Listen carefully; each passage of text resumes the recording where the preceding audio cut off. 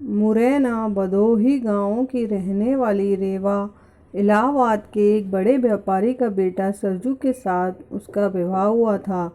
नए घर में बड़े ही आदर सम्मान के साथ रेवा ने गृह प्रवेश किया।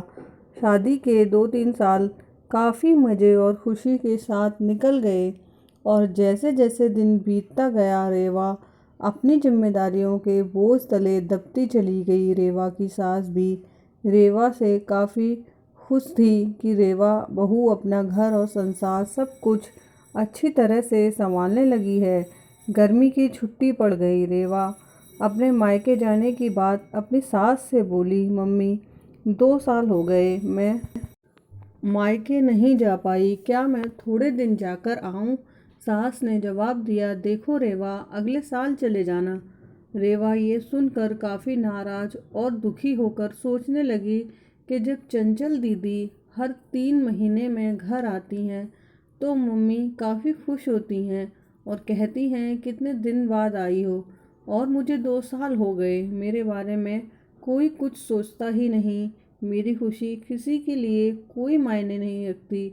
और क्या दिन भर इन लोगों को खाना बनाकर खिलाती रहूं, घर का सारा काम करती रहूं? क्या ये मेरी ज़िंदगी है? और रेवा कमरे में आंसू की धारा समेटे दाखिल हुई। शाम को चंचल दीदी आने वाली हैं, देखना मम्मी कितना खुश होती हैं। खाने की अलग अलग फरमाइशों की लड़ी लगती रहेगी कि कभी चंचल दीदी के लिए समोसा बना दो, कभी पालक पनीर तो कभी बिरयानी। मैं इतना क्यों सोच रही हूँ, करना तो मुझे ही है, बनाना तो है। चलूँ किचन में, अभी से तैयारी में लग जाऊँ। ये सोच रही थी कि तभी सास ने आवाज़ दी, रेवा जल्दी नीचे आओ, देखो चंचल आई है। रेवा अपने चेहरे पर मुस्कान लिए अपने दुख को अंदर एक कोने में दबाए अपनी ननद का स्वागत करती है। कैसी हो भाभी? चंचल रेवा से बोली। अच्छी हूँ दीदी। और घर में सब कैसे हैं? अच्छे हैं। अच्छा, हमारे जीजाजी कैसे हैं? चंचल शर्माते हुए कहती है। वो भी अच्छे हैं भाभी।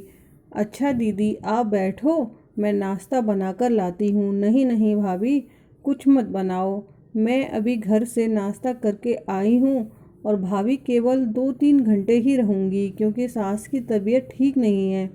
आपके जीजाजी उन्हें लखनऊ दिखाने गए हैं तो बोले कि तुम यहाँ अकेली क्या करोगी? एक काम करो, तुम अपने मायके जाकर सबसे मिलकर चले आओ। सो मैं आ गई। मुस्कुराते हुए चंचल ने जवाब दिया, अच्छा दीदी, रुको मैं खाना बना देती हूँ, आप खा भी लीजिएगा और जीजाजी और आपके सास के लिए खाना भी बांध कर दे दूँगी।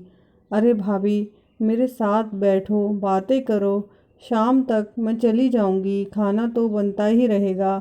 तभी रेवा की सास ने रेवा से कहा, तुम एक काम करो, चंचल के साथ बैठो, बातें करो, मैं कुछ बनाती हूँ।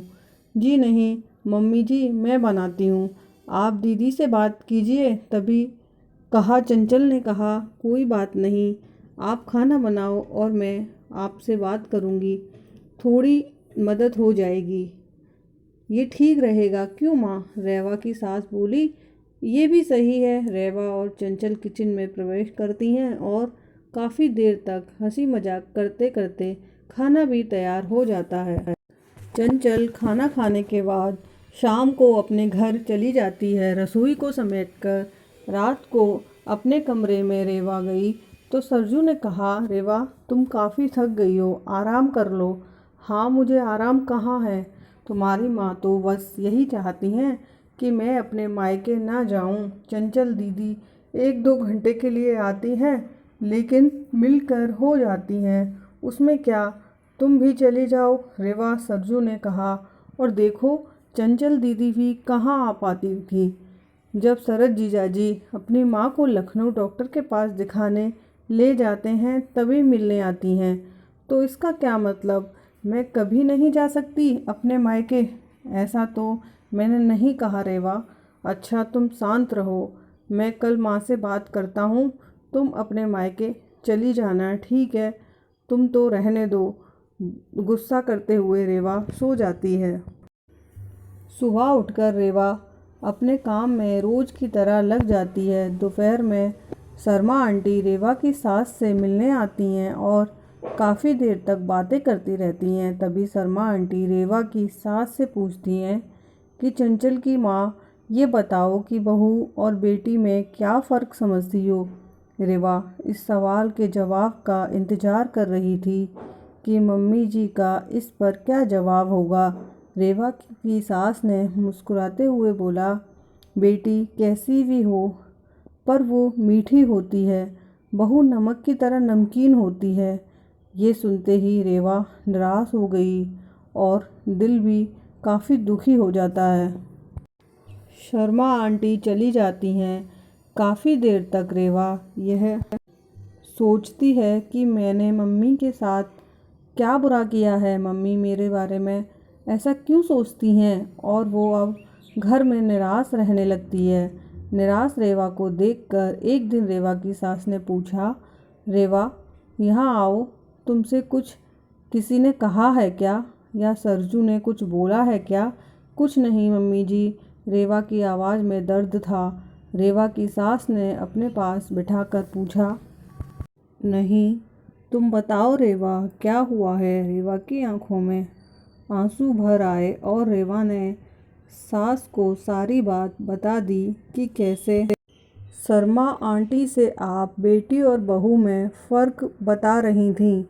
ओ तो ये सुनकर तुम नाराज़ हो गई, बस इतनी सी बात। अरे रेवा, मैंने कहा बेटी मीठी होती है, वो चाहे कितनी भी गलती करे उसकी गलती नज़र ही नहीं आती।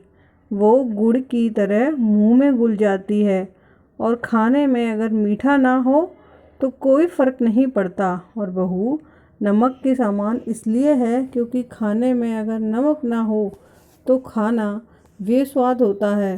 खाने में नमक मिलने पर हम जो खाना खाते हैं, ठीक उसी तरह तुम मेरे लिए वही नमक हो। मैं अपने स्वार्थ के लिए तुम्हें कहीं नहीं जाने देती, क्योंकि तुम्हारे ना रहने पर घर सूना सा लगता है। इस घर को संभालती हो इसलिए हम तुम्हारे कर्जदार हैं। रेवा सारी बात समझ जाती है और अपनी सास के गले लिपट कर रोने लगती है। शाम को सरजू जब घर आता है तो अपनी माँ से कहता है कि माँ, रेवा अपने मायके जाना चाहती है एक दिन के लिए। रेवा तपाक से बोल उठी, नहीं नहीं, मुझे नहीं जाना है। मैं चली गई तो खाने में स्वाद नहीं रहेगा। सरजू को कुछ समझ नहीं आया कि कल रात मायके जाने के लिए मुझसे कह रही थी, अचानक से इसे क्या हो गया। सरजू सोचने लगा, इन औरतों को समझना मर्दों के बस के परे है। रेवा की सास रेवा के सिर पर हाथ फेरती रही और सरजू एक टका लगाकर रेवा और अपनी माँ को देखता रहा। दोस्तों, ये कहानी आपको कैसी लगी कमेंट बॉक्स में ज़रूर बताएं। अगर कहानी अच्छी लगी हो तो वीडियो को लाइक करें और ऐसी ही नई नई कहानियाँ सुनने के लिए हमारे चैनल को सब्सक्राइब करें।